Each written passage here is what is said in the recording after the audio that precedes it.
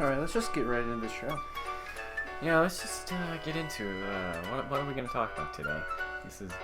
Well, I don't know. Well, I have a couple things. I wrote some stuff down that we can talk about. I actually did a pre-show warm-up, and I wrote down the topics that I think that we can cover. But first of all, I gotta say, what did you think about that clip that we just watched? That was bizarre, not gonna lie. It was very strange. Well, for the audience, we just watched a clip from Your Mom's House podcast, shout out, and they were debating, like, if you were married to a spouse, if you told that spouse that you killed someone, would they have your back? And it really makes me think, like, if you killed someone and you went up to your spouse, do you think your spouse would have your back? Well, I certainly hope so. I mean, you would think, right? You would think. Like, I would think that, like, my spouse would have, like the love for me, that I'd come up and be like, hey, man, that guy is from Starbucks, ticked me off, killed me. He got my order wrong one too many times. He got my order wrong. I go in every day, I get a tea, and I get 3 sweet and low. That's it. And he just kept putting 6, or, like, one time it wasn't even a tea. One time he put sugar in there. One time it was an iced coffee, and this happened like 50 times, 20 of which were in a row, and I finally snapped. I killed him.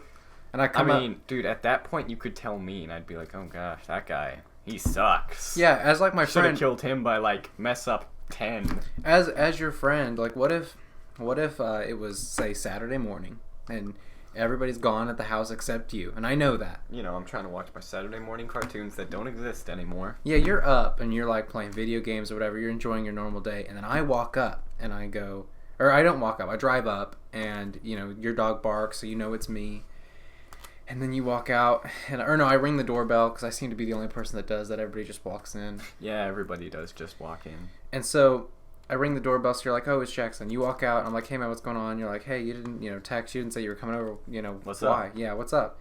And then I go, listen, man, this is going to sound kind of crazy, but I think, like, I need you to sit down for this. And, whatever. You say, okay. And then we go sit down. I'm like, hey, man, listen. So there's this dude at Starbucks. And he is, about our age, and it's really bad what happened. So I was at Starbucks, and I paid not only for my drink, and I paid for the people behind me. So I'm being generous, being nice. And I paid for his drink, and I paid for his drink, I paid for my drink. I get up there, and the guy gives me his drink, and then he gives me his drink again, and he goes, here's yours. And this guy, by the way, has been getting my order wrong for the past 4 weeks. And then you're like, okay, what's wrong with that? I mean, yeah, that guy takes you off, so what? And I go, well, I parked my car in the back after this happened, and I walked in with the drink that he gave me that was wrong, and I poured it in his face to blind him, and I slit his neck. So if that happened... And nobody saw me. He was the only one in the Starbucks. And the cameras were pointed away. I'm not an idiot. I was smart about it. I don't know. I'd be like, well... So I carried his body into my car, and I drove it to your house. And I said, hey, man, I got the body. What are we doing? I mean, I don't know. I don't know. In that situation, maybe not. Because to me, it doesn't sound like he deserved it. To me, it sounds like, you were just kind of having a bad day. No, but the backstory is that he messed up, like, a lot. And he that probably... just sounds like he's bad at his job. He's probably a good barista, because I've seen him go from, like, giving out the pastries to being at the front window when they greet you. So he's been promoted. But for me, he always gives me the bad drink. So here's my thing. To me, it sounds like he's either looking out for you, because we don't know what those artificial sweeteners do. But what about when he gives me the iced coffee instead of the tea? Well, then he just thinks you sound really tired and you need it more than he does. Okay. And I don't know. To me, he doesn't sound like he's that bad of a dude. Now, if he did something malicious, like I don't know, dent your car with a drink, or like. Okay. Well, what about that? What about this? What if I give him? Well, okay. Say this happens same day, but we haven't gotten to the part where I kill him. So I drive up. And I ask for my drink, and he gives me the bad drink. And I go, hey, man, this isn't what I asked for. And he takes the drink back, right? He uncaps it and pours it on the front of my car. I don't even know how you do that. You must have some really long arms. Maybe I didn't pull up all the way. So, like, I'm, like, half in there. And so I hand the drink back. Hurts my arm a little bit because I got to go, like, inside the window. And it's, like, not positioned right. But he uncaps it and just pours on the hood of my car. He goes, I think that's right. Dang. What happens then? I mean, here's the thing. I would get over stuff really easy, so to me it sounds like he still doesn't deserve that death penalty. Well, the problem is, the question isn't whether or not he deserves it. It's like, are you going to help me bury the body? I mean, are you going to turn me in? My flowers need nutrients, so... So are we burying them in your yard? Because, by the way... Oh, wait, you have all those crops in your... You need that. Dude, don't even, don't even go to my house. Just, bury them with your stuff. You need it. Okay, but what if I did come... Say I didn't have the crops and I came to you because I thought, you could help me? How freaked out would you be that, you're next? Would I think I'm next? Yeah. No. Why not? I would never mess up your drink. Oh, that's true, and that was the whole. I know argument. what you. It's that was the 3 whole sweet and low, no classic. I know that drink. Yeah, it's on my Amazon wish list. Just buy me one, ship it to my house. I should do that for your birthdays. Just show up with one. Anyway, that's a good idea. I'm not gonna be in town. I'm not gonna be here. I'll mail it. Or just send me. I'll mail you 3 sweet and low packets. PayPal me the amount that it would cost for me to buy one in Disneyland. It's like $3.99. Oh, in Disneyland? Yeah, it's like $5. Yeah, probably. I was about to say it's not the same here. You know the Starbucks at the Magic Kingdom in Florida is the #1 most visited Starbucks in the world. It gets the most traffic. No, I'm never gonna go there. So it's crazy because they were talking to we were in Disneyland at a Starbucks. I feel like if you're at Disney, I feel like if you're there, I feel like there should be a local coffee shop you can go to. There used to be just regular bakeries at Disney World, and they suited the same purpose as Starbucks. So you'd go in and you'd get your coffee and a pastry and whatever. But it either got sold and then Starbucks bought the property to move in there, or Starbucks took over that small shop and then it just became a Starbucks. So, but it is pretty good. I like the idea of having Starbucks there because they have this special cup, and it sounds dumb, but I like looking at it every time. And sorry for the clickety-clackety. Hold on, I'm trying to figure out a picture of this. Yeah, well, they have these novelty cups that are Disneyland inspired. You can only get them there if you're at a Starbucks. I mean, that's pretty cool, but... Oh, and they have these, which are mug cups, and it shows all the rides and stuff. Yeah, I mean... here's the thing. I mean, I'm not a huge Starbucks person. To me, it would be more worth it. Maybe to get this cup, I would go, What if I put a Quick Trip in a Disneyland? Oh, why would I go to Quick Trip in Disneyland? What if it... Well, no gasoline, just the regular Quick Trip. You walk into it, it's in Disneyland, it's all Quick Trip. It's all Quick Trip. I mean, I would...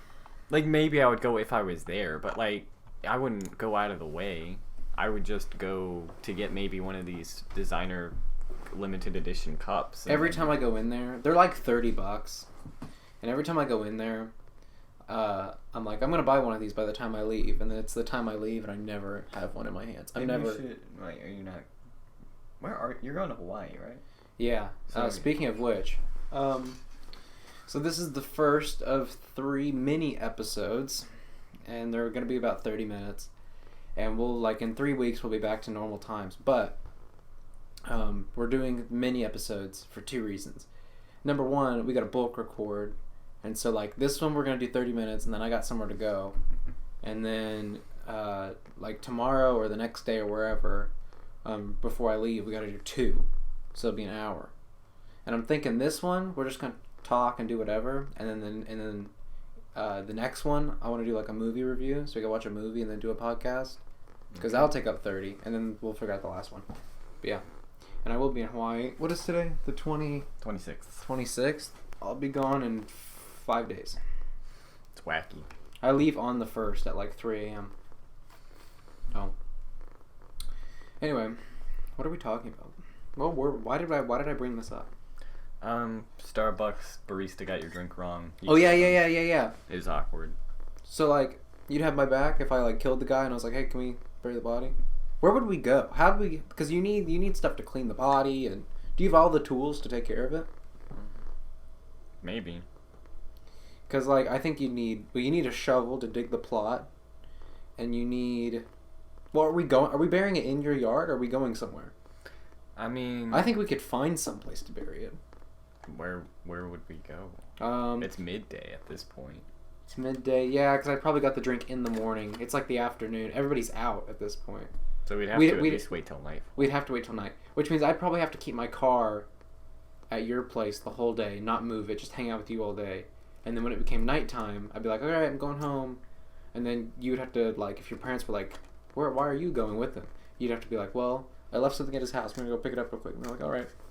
And then it gets dark, and we take the body, and we go, like, somewhere secluded. I'm trying to think if there's any place in town off the top of my head. We could go to, like, a restaurant that closes early and find, like, a patch of grass or something and dig it up and throw the body in. I don't know. For me, it would be best to put it in, like, a public space, because then it could be anybody. What if we put it... Like, if you put it... Our school does not have security cameras. Let's put it in our school. They would never know. It would work. The football field, they would never notice. It's true. They would never find out. They'd never find out. Perfect crime.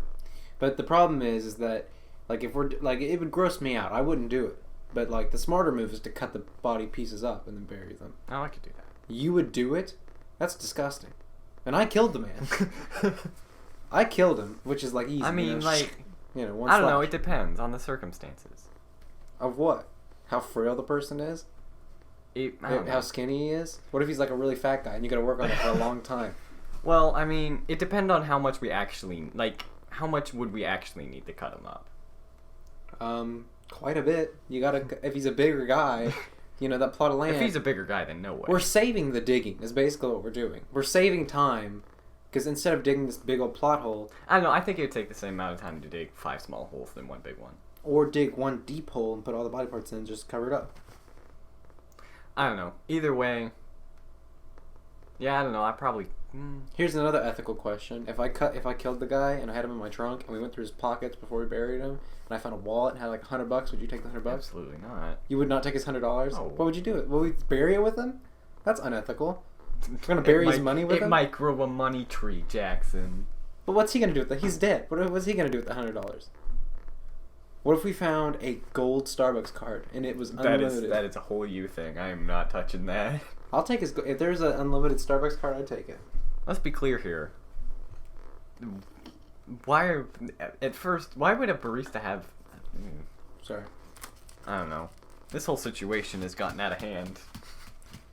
All I'm saying is that you said you had my back, so we're good on that point. For the most part. Anyway, let's see. So we talked about the 3-part shorter episodes. I got a topic. So... As you'll see here, I got this thing. It's called Stephen King on Writing. It's his memoir. I bought it for the trip. I'm going to read it. It's only like 220 pages.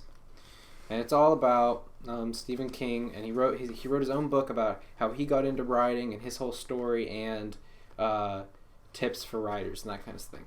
And since he is like my favorite writer, which I think that is real. I think he is probably my favorite writer. I thought it'd be interesting to pick up. And so, like, even in the back, he has, like, edits for his books and edits that he made for certain stuff until they got to their final versions. And so, the reason I bring it up is because I was like, well, my favorite author is Stephen King, so I want to know, like, what's yours, man? What are we rocking? What kind of books are you into? What kind of authors are you reading? Honestly, for me, I'm all about that light reading. Light reading. I don't like big... Like, you like Stephen King with his big books and his deep stories and stuff, but I don't. When I read a book, I just want to, like, not think about it. Like, what constitutes as short books? Like, 200 pages. Sure, but that's about what this is. It's about 200 pages. But I think it also depends on, like, how much is in the book. Because, like, that Hunger Games book that I'm more than halfway through... It's like 300 pages, easy, like early 300, like 301 or something. But it's like dense pages. It feels like a lot. It feels like a lot more than what you'd think it would be. And also, speaking of books, like, you know all those, what are they called? Like those Ridley Pearson. That's the guy who does Percy Jackson, all that stuff. I thought that was Rick Riordan. Oh, I always get those two people mixed up. Because one of them did Kingdom Keepers and one of them did... the other books. I'm pretty sure Rick Riordan did Percy Jackson. All right. I never read Percy Jackson. Disclaimer. I think you're right. Well, you tried. I definitely tried. What happened? Tried really hard. What happened with Percy Jackson? It was boring to me. Why was it boring? It's a great book. It is a great book, and it's got action, adventure. It's got romance. I didn't get that far. It's at the very end. Yeah, so the movies are great. Kind of. No, they are not great at all. The movies are amazing. You know the reason that the musical was great. I want to see that musical. Were you the one that showed me that? Yeah, I still can't believe it is a musical. Well, there's a Emoji Movie musical, so anything can happen. I didn't need to. I could have died not knowing that information. You know, there's not only an Emoji Movie musical, the EMM, but there's also a Emoji Movie ice skating show that's going to be open. It's not open yet, but yeah, they're going to but open. There's a SpongeBob SquarePants Broadway show, so I don't know what you want. Yes. Look, I'll show it to you. That's wild, dude. Well, because can they just turn anything into a musical? If they have the writers, I imagine Broadway writers are kind of like screenplay writers. Like, there's just a bunch of them, and they'll do anything. Anyway, let me look here. Yeah, SpongeBob SquarePants, the Broadway musical. Jeez, man, that's crazy.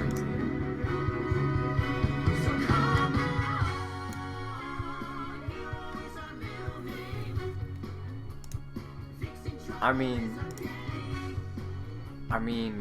I'm not what gonna. am I looking I don't want to get copyrighted, but we can just listen to this. Yeah, I mean, it's just people dressed up as your beloved SpongeBob SquarePants characters. You have Patrick, but only kind of dressed up as them. Well, it's inspired. Yeah. Yeah. What? It's a gritty, dark musical. Plankton has one eye. Well, yeah, he always has one eye, but is that real? Oh, I mean, like, I meant in the sense like he has an eye patch in this, not that like he has one eye in the show. Yeah. God, Broadway's weird.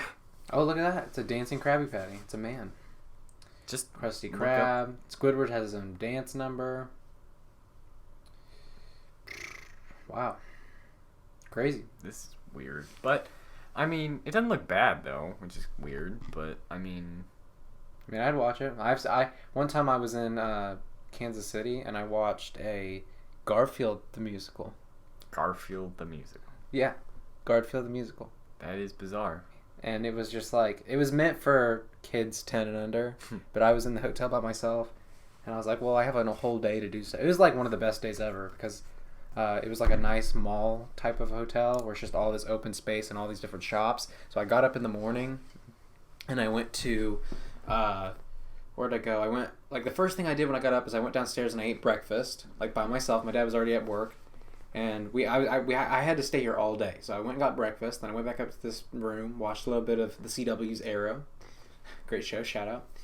And then I went back down, got some cupcakes, went back up, watched some more Arrow. Then I went back down, and I signed up for the Garfield musical experience. And I basically just hung out all day and watched some shows. I exercised, I did that kind of thing. It was a great time. Anyway, answer these author. Oh, the reason I brought up Percy Jackson was because I couldn't believe that all of those books, like The House of Hades and The Blood of Olympus and all of those books, are only $5. Like, if you go to Barnes & Noble, $5. If you go to Barnes & Noble, the hardcovers are $5, and they even have that special where it's like 2 for 1. So I'm wondering, is that like done? Because that was like a childhood favorite, was those type of books. Yeah, everybody read those except me. I feel like there's a lot more readers than people give credit for, just in general. And so I feel like there's waves in television, like action shows and CW type shows, and there was like a wave in book reading where there was like these team type books. Like you had The Kingdom Keepers, which was this team of teenagers when at night all the Disney characters come to life and they solve stuff.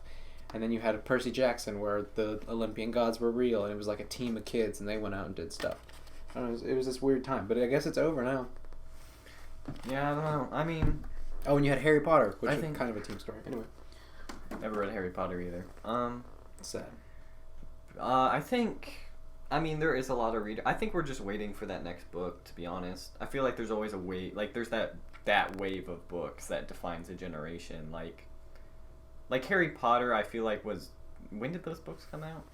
The first Harry Potter came out in, like, the late 90s. So, yeah, I'd say that's more like my sister's kind of generation, and then Percy Jackson was more like ours.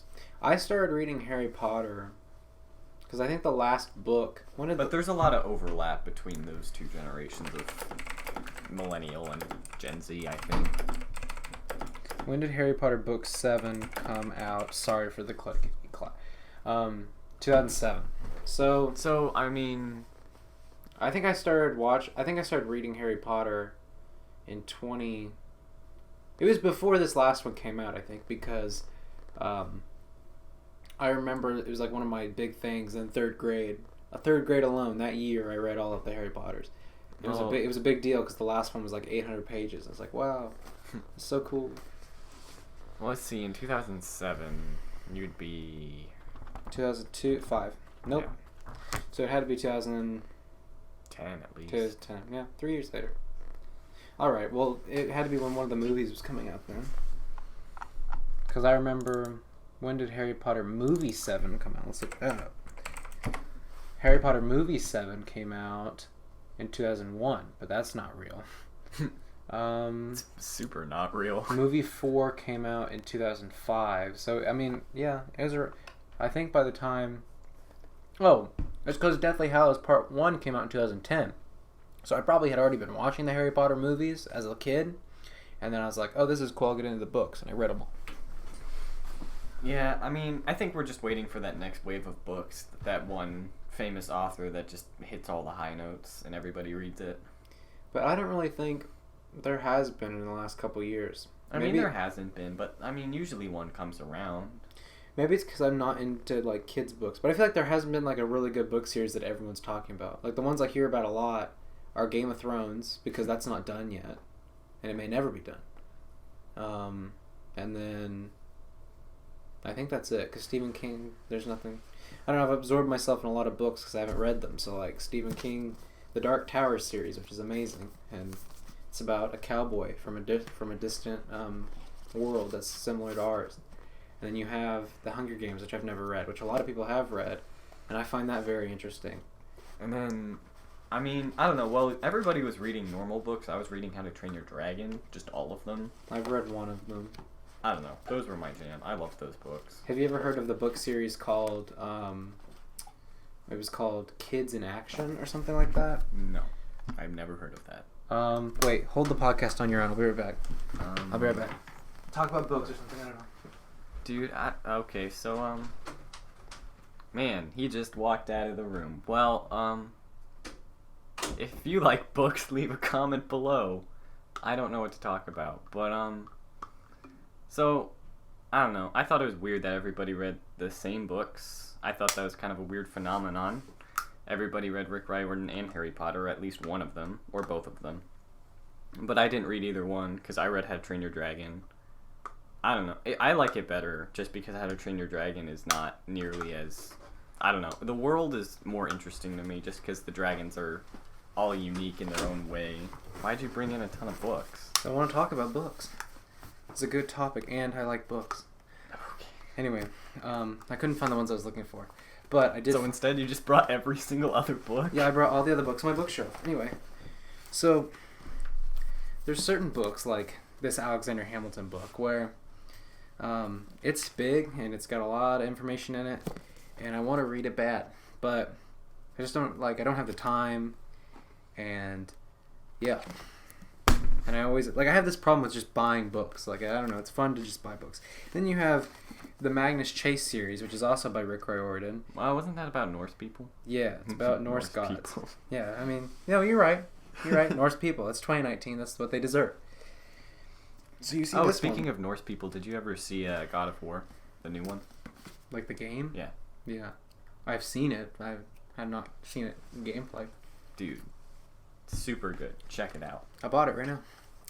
I need to start playing. It was on sale a while back for like $20, but I want to start playing Sonic Mania because I downloaded that. Anyway, see, I wish I'm not a huge fan of classic Sonic, to be honest. I like it better than modern Sonic.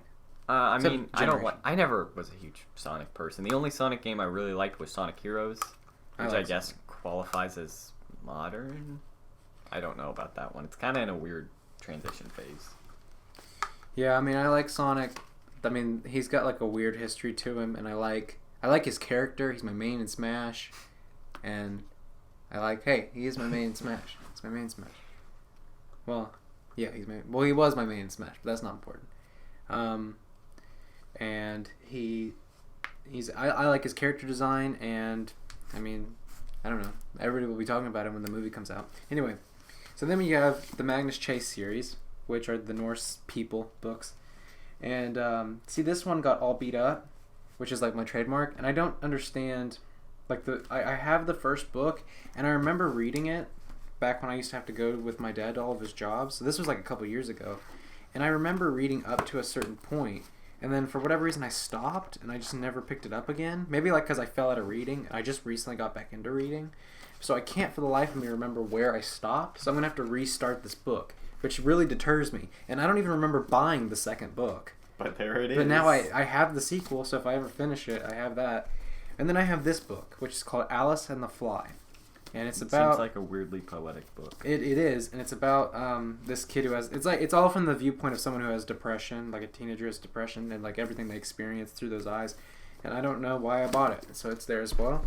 And then there was this weird phase where I started buying all of these Star Wars type books. They look really nice, which means you haven't read them. No, I have not. I've not read them. I picked them up a lot, and I've like looked at them and been like, oh, I'm gonna start it. See, there's a little thing right there. But I've never actually started reading these.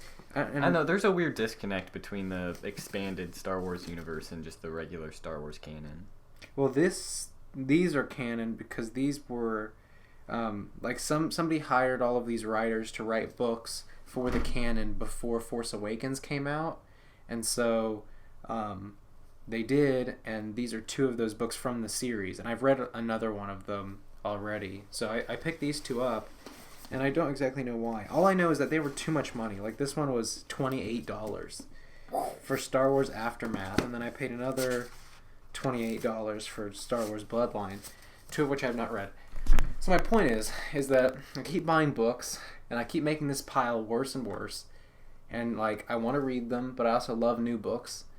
And because who doesn't love new books? So yeah, basically I have all these books that I should be reading, but instead I'm going to read On Writing, a Stephen King memoir, which, I mean, it kind of helps me because I've been picking up more and more writing books to just try and learn more about the craft, because I have started writing the first book, or my first book. And it's right here, and there's just a little bit. I touch on it every now and then, and like I'm not like super like in deep, just like go on it yet. But if we look here, there's 1,480 words on the page so far, which is not at all a lot. It's like nothing. But I looked up how many words are in a regular novel, and a regular adult novel has about 90,000 words. So I'm about 1/68th of where like it would end. I mean, but here's my argument to that is I feel like no one starts out writing novels like that, so I would write a shorter novel than that. I mean, we'll see where it goes. Like, because I already made. You can do it. You can do this or not. It just depends on your preference.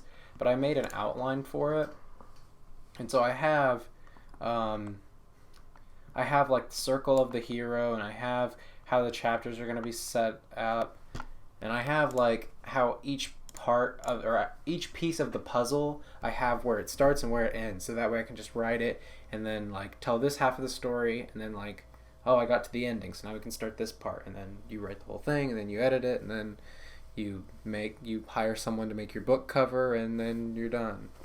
Because I'm going to self-publish, which means I'm going to put it out on the Kindle instead of like finding an agent and then going out to a publisher house and be like, please take my book, and then they say no, and then I cry, and then it's a whole mess. Really, just skip a whole lot of steps there. You do. The only problem is that if you self-publish, you also have to self-promote, so you have to like tell everybody to buy your book, which at $3, I think it's either $2 or $3 if you do it on Kindle, it'll be pretty good. Like, I can talk to the people at the school and make like a big announcement whenever it's going to be done, which is slated for February. And I can talk to everybody and I can be like, hey, please support my book. And I'm sure people will put down $3 for a book that like their student made or their fellow classmate made or something like that. So, yeah.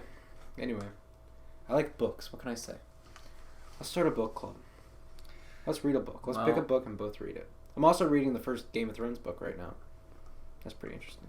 I don't know. For me, you just read too many books at the same time. Like, I can only read one book at a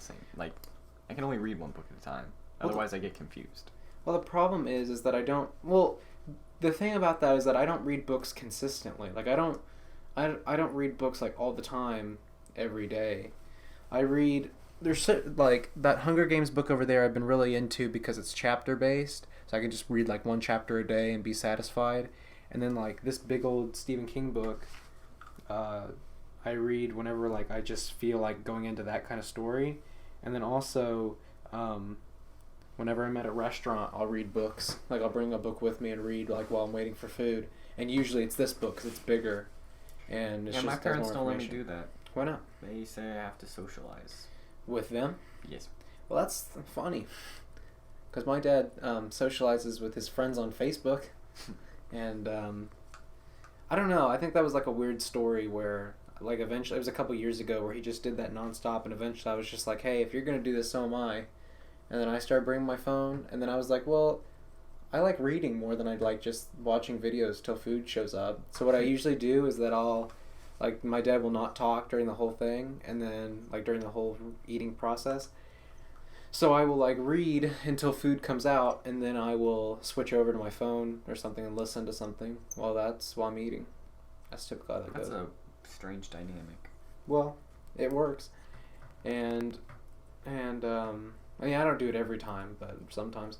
And so yeah, the Stephen King book's what I read. I really like how he does his like chapter breaks, because he doesn't have chapters. He just has like little notes of where you can stop. So you'll be reading a part of the book, and then you'll be reading a chapter of the book, and then you'll be reading like 20 subsections of the book, because that's how he divides it. Which I like how narrow his like book is, versus that Hunger Games book has the chapters, so you know like a good stopping place every time, but you also have to get through a whole bunch of stuff to get to the end of that chapter. Yeah, I feel like the books I read, they have the chapters are in places that make sense. So like at the end of an action sequence, they'll have a chapter break. But the problem is that they don't have a lot of downtime. So the chapters end up, because I read a book a while back where they had around like the first two chapters were like what 20 page. They were 20 pages each, and then they had a third chapter that was like legitimately like 3/4 of the book. And then they had a final chapter that was like 2 pages. Yeah, that's why like it's weird if you go straight chapter. Because I think Stephen King did it like his very own style. He didn't go based off any other type of writing, and it's kind of cool because like he determines when you should stop, like what a good stopping place in the story is, which is kind of cool because that means like you've mastered your own craftable version of that story, and so. He doesn't follow any specific guidelines, because then if you do regular chapters, you are kind of stuck where it's like, well, I need a last chapter, or I need an epilogue or something, and like you have with Stephen King, you just have these little notes where it's like, oh, you can stop here, take a quick break, and then you can read that little part and stop there, and then you always know where to go. Anyway, you have anything else to add? Because we're done with the first mini-series. No. All right, so for us, it'll be like 2 days. For you guys, it'll be about a week, but we'll come back and we'll bulk record. And we're going to do a little bit of a time travel paradox where we record right next to each other, and then you guys don't see it for a week or so. So See ya. anyway, yeah, see ya. And I'm probably going to put like a Twitter or something together so I can like put out more information on different stuff. Twitter. Oh, you know what I actually want to start? I want to start like a blog, like a real like blog just to write, because I think I want to like just write to the public and stuff. Anyway, that's for later. See you guys later.